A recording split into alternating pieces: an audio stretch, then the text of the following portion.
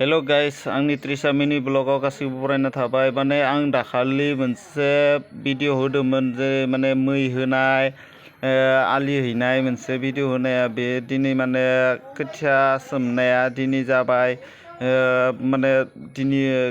फोनो टाइम जाबाय दानि फोनो लांनो नागिरदों हारसिंनो बेसे रोगाबावनो नै जानि आफायाबो रोगाबाय थादो बे खोथिया लाना फैदो हागवा बोरायलायबो उदिया सुदि गोलाव बहुत सिगाङावनो माने हालिखौ हेवना दोननांगौ हेवना दोननायनि उनाव मोजांनो दै सखननानै मोजां हाखौ मोनहोनांगौ मोनहोनायनि उनावसो माने खोथियाखौ फोनाय जायो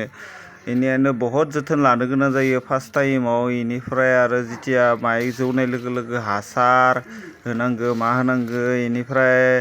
मोजां जाबाथाय फुनानै आरो गायनांगोन गायनानै आरो फोथारफोरा सोमखोर समायना जालायसिगोन आरो